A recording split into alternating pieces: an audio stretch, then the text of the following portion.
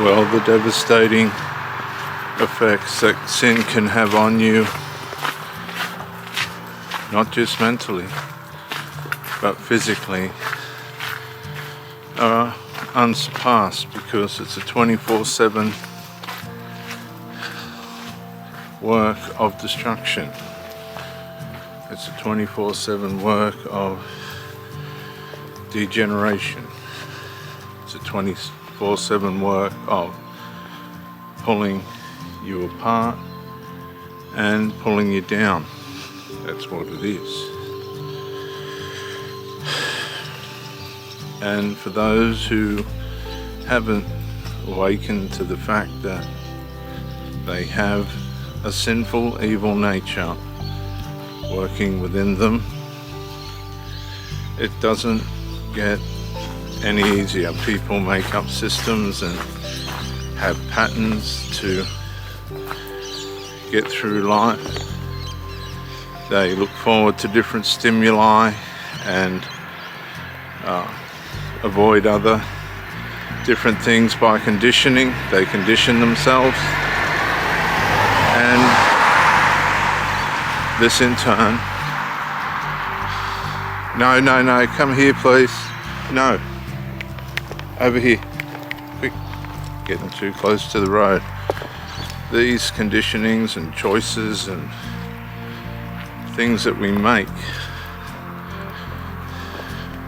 formulate how we make decisions, what reward or, without understanding, punishments we get from those decisions. Produce different stimuli, and it's the stimuli. No, come here, Hank, come here. It's the different stimuli. The cars are the problem, see? The cars are the sin. And if he runs out in front of a car, it's game over. Get off the road. Come here, quick, come here. Stay off the road, you stupid mongrel. Sorry, viewers. I had to hit him to get him off the road. Hank, sit. Good boy. Sit. This way, please. Cars. Okay. Hank. Sit. Come here. Good boy. Sorry, viewers. There's always an interruption with this dog. That's why I never wanted a pet. It's not my dog, it's the daughter's dog. It's a whole responsibility within itself. So it's different stimuli that people become accustomed to that conditions them to make choices under the influences of how they perceive reward and punishment. And sometimes the addicts and people that have habits that, or addictions that are not going to bring a positive reward, it's like a negative reward, that becomes part of the mindset of that person. This is what a lot of rehabilitation and things like that try to fix. They try to fix the pattern inside the person's mind before the entry of the substance, which becomes the addiction. They try and figure out what in that person's mind has caused them to turn to the drug or the chemical.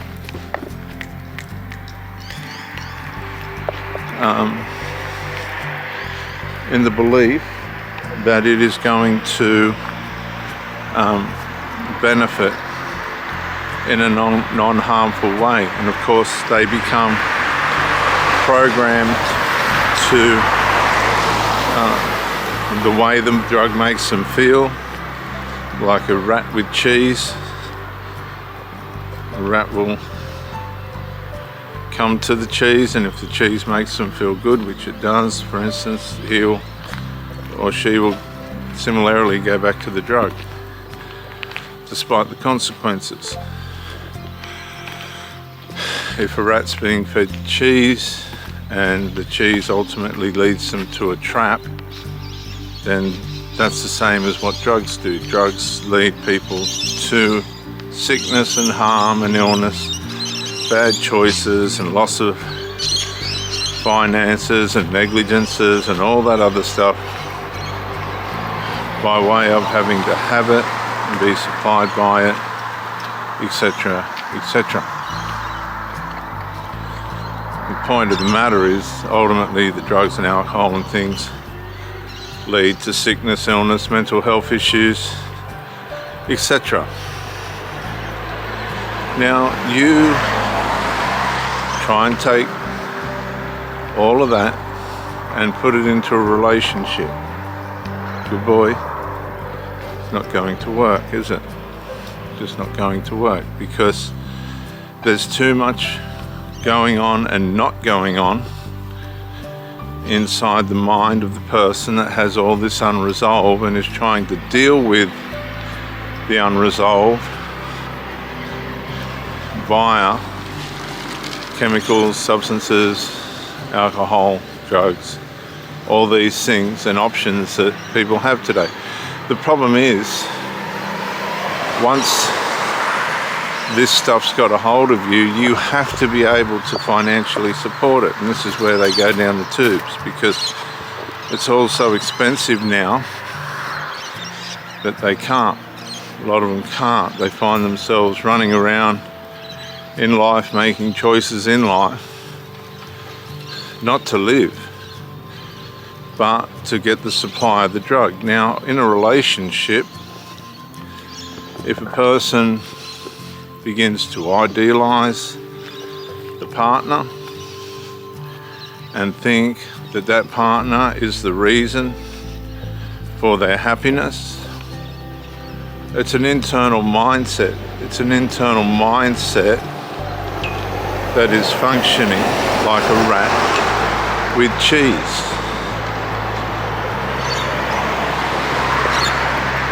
You have the partner, you get the stimulus from that partner, which is your sense of reward.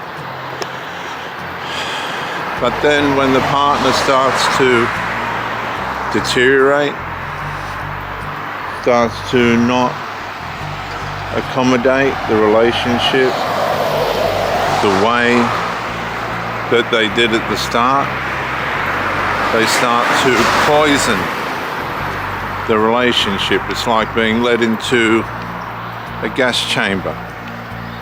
The Jews were told they were going in to have a shower or whatever. You could see the ashes coming out of the chimneys from the people that had gone in before them. And of course, the shower was death. Well, when somebody in a relationship is determined not to continue on the path that is without sin, sin being that which harms not only themselves but the partner, then you have to make serious decisions. And those decisions are based on the stress, worry, anxiety, depression, and all these other things that the relationship is now causing you. These are psychological poisons. And as these poisons begin in your mind, they do have a way of causing bodily ailments, sins that don't lead to death, everything else but. You'll have mind problems and body problems, and this person just continues on down the path while you're asking them not to, bringing harm not only to themselves but you as well. And you know what you need to do?